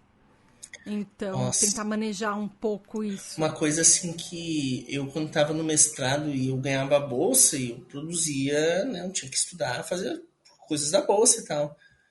Nossa, tinha dia que... tinha tarde, assim, que eu olhava... Cara, tomando a Ritalina ali, indo trabalhar, não rendia, não dava. Tinha dia que não dava pra fazer nada, não conseguia. E essas atividades criativas, tipo assim, tem dia que não vai dar, tem dia que não funciona, vai fazer o quê? Óbvio que quando... faz parte do processo também. E aí a gente faz outras coisas, né? Mas é importante também a gente pensar que nem sempre a gente vai ser produtivo. Embora na empresa, se a gente tiver gente olhando, a gente trabalhando, a gente tem que parecer que está fazendo alguma coisa, mesmo que não esteja fazendo nada. É aquele Alt Tab ali na tabela do Excel e já era. Assim, eu tenho a possibilidade, né? Porque eu já tenho conversado no trabalho. As pessoas sabem que eu funciono de maneiras diferentes e eles já viram que isso funciona de um jeito estranho, parece fazer sentido. Então, eles já aceitaram isso, mas eu sei que não é facilmente replicável. Mas no meu caso, por exemplo, eu tento deixar a minha semana, não tenho nada que é fixo. A única coisa fixa é que na segunda-feira eu vou ter um monte de reunião, porque é normalmente quando a gente vai planejar as coisas. Mas o que eu tento fazer é deixar uma separação entre quando eu vou trabalhar com a mente e quando eu vou trabalhar socialmente. Então, no dia que eu vou falar, eu vou tentar concentrar todas as reuniões possíveis nos mesmos dias. Porque quando a minha cabeça está ali focada em produzir palavras que façam sentido com a boca, isso é um exercício muito difícil, especialmente porque eu sou autista. Se eu pudesse, eu não falava nada. Eu ficaria muito feliz se eu não falasse nada. Mas não dá para poder viver assim. Então eu preciso falar. Então, quando a cabeça já está engatilhada para poder falar, eu vou tentar fazer tudo que é de falar. Aí vai chegar no final do dia e vai ser uma merda, porque a Mari vai ficar aqui do meu lado, ouvindo eu falar por horas e horas e horas e horas, comentando cada cena da série que a gente está assistindo, porque eu falei um monte de coisa o dia inteiro. Mas no dia que eu tô codando, isso não pode acontecer. Eu preciso estar com o foco no que eu tô fazendo ali. Então eu tento acertar com as pessoas. Olha, vocês querem que eu entregue a melhor coisa que eu consigo entregar? Então no dia que eu tô codando, eu vou codar. Não é para poder ficar me mandando mensagem toda hora para qualquer coisa. Ou se for mandar mensagem, fica sabendo que eu não vou responder na hora que você tá mandando.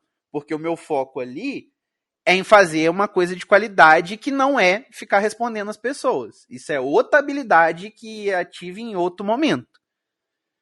Que aí quando a gente tiver, que eu tiver, beleza, fiz, agora eu tenho que reportar, eu vou ativar o modo falador e aí a gente vai discutir sobre isso daqui. Mas as duas coisas no mesmo dia não dá não. Porque é muito difícil trocar entre uma coisa e outra. Isso vai afetar a qualidade em que eu me comunico, e isso vai afetar a qualidade do que eu estou produzindo. Eu não vou fazer nada bem. Então, o que eu fiz foi isso, ó.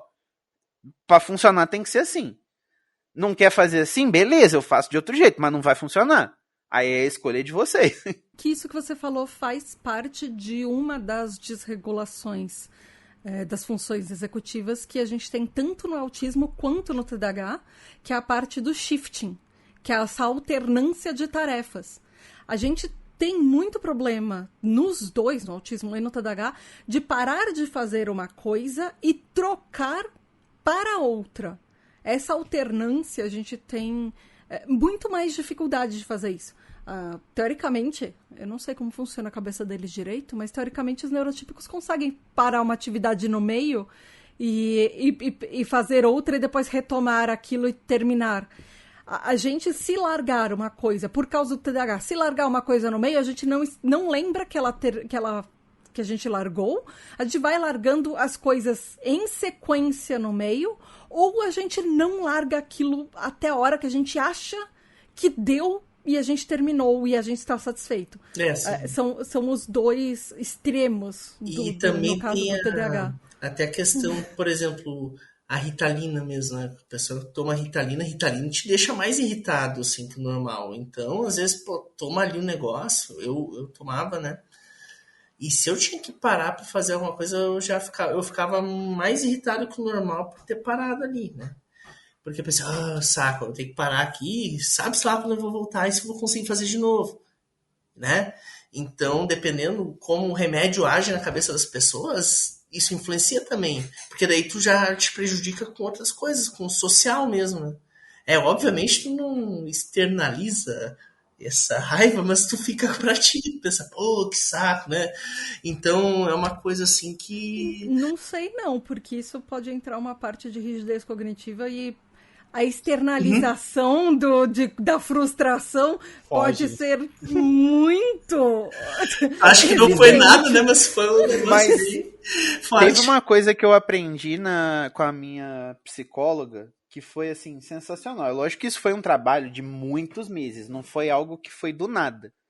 Mas, tipo assim, aos poucos, eu fui conversando com as pessoas ali do dia a dia no trabalho sobre as minhas coisas. E o fato de que eu falo muito sobre TDAH e autismo também contribui. Eu compartilho o conteúdo da tribo, por exemplo, e tal, para ir conscientizando as pessoas de que eu sou aquilo dali, não é nada diferente daquilo dali.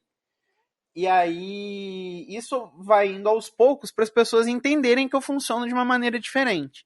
E aí, depois de muito tempo, a gente foi trabalhando a questão de pedir alguns suportes. Então, as pessoas que eu tinha mais proximidade ali no trabalho, eu fui falando, às vezes eu tenho algumas crises, eu vou ter mais ansiedade, vai tá difícil.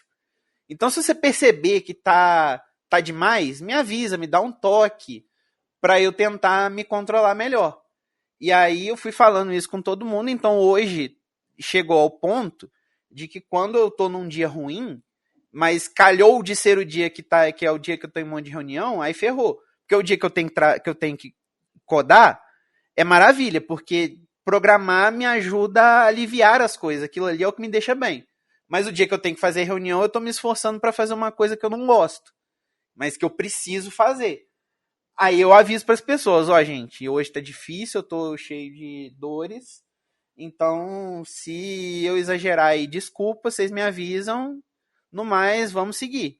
Então eu aviso antes, então eu não espero ter um momento de conflito, porque o que acontece às vezes, que vai ter um momento em que a gente se exalta mais que outros, e aí às vezes as pessoas riem, mas assim, respeitosamente, tipo, a conversa escala, aí todo mundo percebe que a conversa escalou, aí tem uma risadinha e tudo volta ao normal como deveria ser. Não vira um problema, porque já tá conversado antes, mas assim, é um contexto bem específico, mas eu espero que para alguém isso possa se aplicar. Não, isso é bem interessante. É um ponto muito importante, assim, e aí vem a dica de ouro para esses dias ruins. Gente, primeiro, quem pode comunicar, comunica, e mesmo quando isso não for possível, delega o que você conseguir delegar. Se tem uma tarefa que você precisa fazer naquele dia e você não consegue, ela é urgente, delega para alguém que consegue. Sabe, do tipo, ei, isso aqui é urgente, você quer isso para hoje? É impossível eu te entregar isso hoje, então passe isso para alguém da equipe, se tiver como trocar tarefa, tem alguém que está preenchendo planilha e tem uma tarefa urgente, não, me dá essa planilha para cá, toma essa tarefa aqui, faz a tarefa, porque é muito, assim, é uma habilidade muito difícil pra gente, porque entra no âmbito do pedir ajuda, né, delegar é bem parecido com pedir ajuda, mas que é algo que é uma habilidade muito importante pra gente nesses dias ruins. Delegar não só a parte complexa, especialmente delegar as coisas simples, porque às vezes, como a gente tem uma tendência natural a resolver problemas muito difíceis, a gente tende a receber tarefas que são muito difíceis, mas a gente tem um monte de tarefas que são básicas e essenciais. Então, tipo assim, você quer que eu faça esse negócio aqui pra ontem, de qualidade impecável, que você simplesmente vai abrir e testar uma coisa que você acabou de definir hoje, show de bola. Mas você tem essa lista de coisas aqui que eu tinha que fazer, que eu não vou fazer, e você vai ter que se virar para poder resolver isso daqui. Tranquilo? Tranquilo, então tá bom. Porque o que costuma acontecer muito é a gente acumulando. É lógico que assim, eu falo assim, mas eu não consigo fazer isso sempre. É o mundo ideal que a gente tenta alcançar. Porque é exatamente pela realidade do que eu sinto. A gente vai pegando coisa básica, coisa básica, coisa básica, coisa básica, coisa básica. Aí vem um problema que só você pode resolver. Aí você vai ter que resolver aquilo dali, mais um monte de outras coisas, e você não consegue resolver nada porque tá tudo acumulado de coisas que eram básicas, que poderiam ter sido delegadas, que é isso que o Alane falou. Exato. E tem... Eu acho que eu acrescentaria só um último parênteses nisso, que é: a gente precisa aprender a falar não. Então, quando as pessoas falarem, você pode só fazer mais essa coisinha, e a gente ficar com medo de desapontar alguém e de que as pessoas vão ficar chateadas com a gente, e ao invés da gente pegar mais coisa pra fazer que a gente não vai ter tempo, eu sei, é muito, muito, muito difícil falar não para as outras pessoas, especialmente quando a gente tá sobrecarregado, e a gente sempre acha que vai dar tempo de fazer mais uma coisinha, não vai. A gente precisa aprender a falar não. Eu tenho um segredo pra falar não. Eu não falo não, eu falo depende. Depende. Dá pra fazer. Mas eu vou precisar de tantos dinheiros. Mas eu vou precisar de tanto tempo. Mas eu vou precisar de tantas pessoas. Mas eu preciso muito. Tudo bem, mas precisa disso daqui. Você quer? Aí a pessoa vai falar não. E o segredo, o pulo do gato, é que isso não é nem mentira. Porque, tipo, eu não tô falando não pelo não. Eu tô expondo a realidade, ó. Dá pra fazer. Precisa disso aqui, você vai fazer isso aqui. Aí a pessoa decide.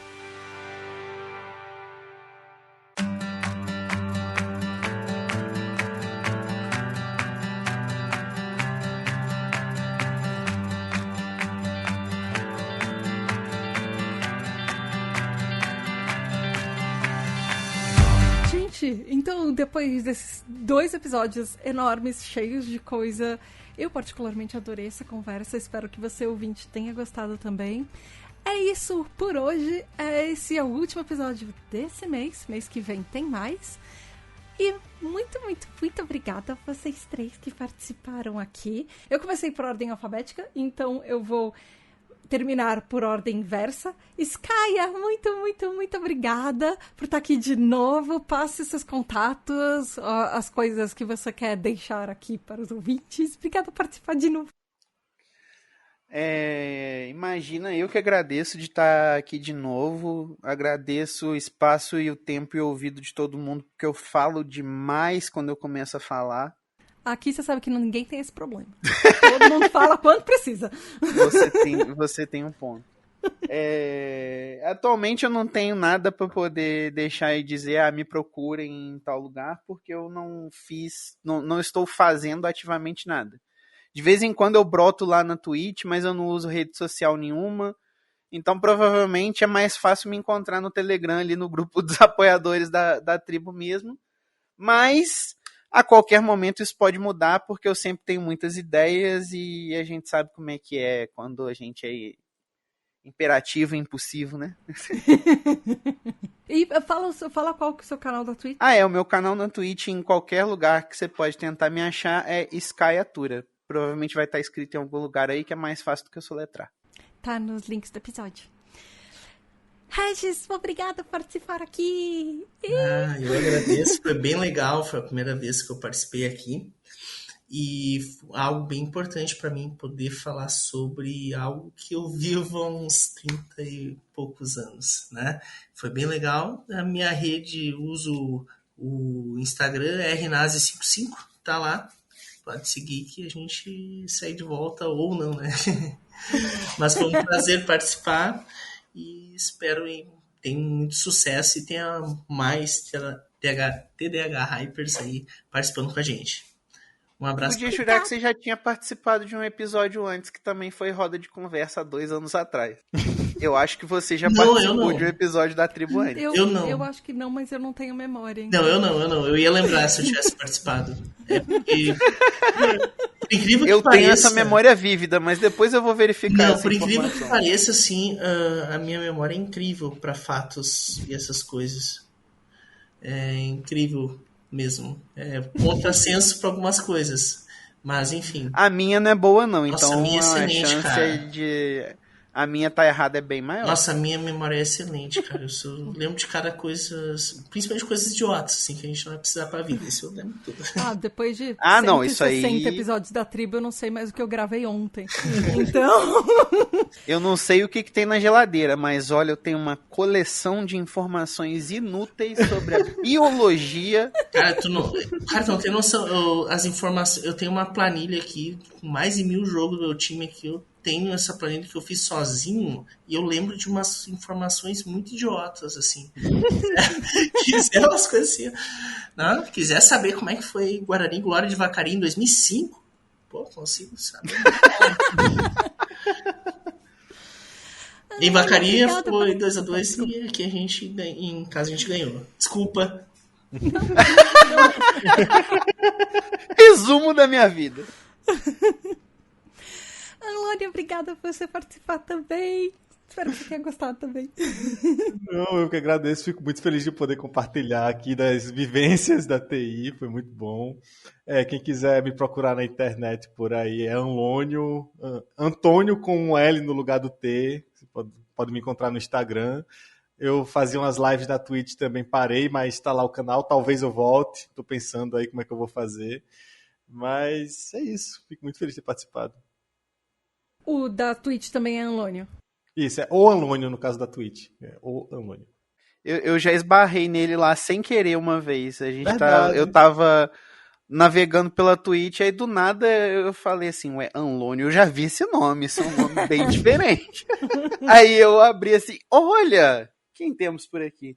A gente esbarrou numa live de um DJ uma vez, não sei se você lembra. Sim, do DJ Bill! DJ Bill! Ele teve na minha cidade recentemente, mas eu tava passando mal. Desculpa, gente, fora do... Gente, então é isso por hoje. Você sabe que você pode conversar com essas pessoas maravilhosas lá no grupo de apoio da Tribo TDH. Você vai lá em apoia.se/Tribo TDH e todo o trabalho da Tribo depende literalmente de você para continuar. Então, apoie, por favor. E sabe o podcast spin-off que eu disse que eu estou trabalhando há 1 ano? Você só vai descobrir sobre ele lá na Tribo TDH. É isso que acontece. Quem tá no grupo de apoio sabe as informações que ninguém mais sabe, gente. E eles vão receber antes.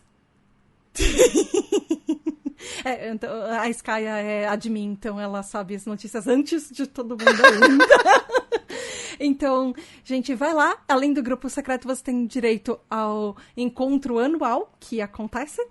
E também você pode votar nos temas dos episódios, você ouve seu nome nos episódios, enfim, é bem legal por lá. Vai lá em apoia.se/Tribo TDH. É isso por hoje, até mês que vem. Beijos da Tata e até a próxima. Tchau! Vamos dar um tchau coletivo. Tchau! Tchau! E muito, muito, muito obrigada aos nossos queridos, incríveis, maravilhosos TDH Hypers, que são os apoiadores da Tribo TDH e fazem tudo isso acontecer. Gabriel Nunes, André Luiz Carvalho, Edu Caetano, Skyatura, Rafa, Mari Mendes, Leonardo Loza, Aline Mia, Ricardo Bruno Machado, Brunner Titonelli, Alexandre Maia, João Queiroz, Aline Coelho, Juliana Costa, Paulo Alexandre, Maia Canal, Ana Márcia de Lima, Tabita Moreira, Ananda Krishna, Diego Quinto, Amor da Sodré, Kel Bonassoli, Fábio Brunetti, Caroline Duarte, Caio Geraldini, Zé, Alexo, Gabriel Alberto, Sandro Tomiti, Eric Alves, Luísa Carvalho, José Martins, Franklin Mello, David Correia, Vinícius Paes, Maeli, Ana Luísa, Vanderlan Costa, Chinodex, Virgílio, Tamires da Silva, Laís Calazans, Thiago Luz, Tainá Moreira, Bianca Eunice, Jadson, Marina, Caio Guilherme, Rafael Ribeiro, Andréia Ferraz, Wesley Rueda, Diego Correia, Adriana Leopoldi, Cacá, Luiz Gustavo, Gustavo Arruda, Andrei, Alice Portugal, Thalita Camargos, Carlos Isaac, Val Armanelli, Éder, Mônica Becker, Wagner Sabado, Marco Antônio, Fernando Finot, Tereza Cristina, Nick Taranto, Larissa Alice, Matheus Leiner, Amauri, Renato Ribeiro, Rafa Brito, Anglônio, Dan, Paulo, Lara Torres, Israeli, Cristal, Hugo Yazul, Vinícius Carvalho, Guilherme Burjac, Marcelo Biassucci, Mariana Branco, Anderson Torquata, Ivana, Nayara, Héctor e Ritter, Natália Gonçalves, Samuel Fabel, Cássio Plácido, Jairo Vitor, Eduardo Maldonado, Gabriel Codas, Marcos Augusto, Gabi Luiz Martinez, Éber Pereira, Júlia Maria, Isa Oliveira, Silvia Lua, Matheus Barbosa, Heloísa Alberto, Hernandes, Samuel Miranda, Caio Figueiredo, Prima Ariane, Sônia Kemi, Namatos, Frandeb Barcelos, Regis Nazi, Raquel Madeira, Michele Senseverino, Felipe Lins, Thiago Jefferson da Genor, Érica Moura, Carla Pereira, Luiz Antônio Almeida, Xeristone Alberto, Mais Santana, Sara Rodrigues, Fernanda Quintas, Marcos Vinícius, Mari Bastos, Maurício Martins, Raiane Carvalho, Bruno Miranda, Alice Machado, Hanna, Rodrigo Ken.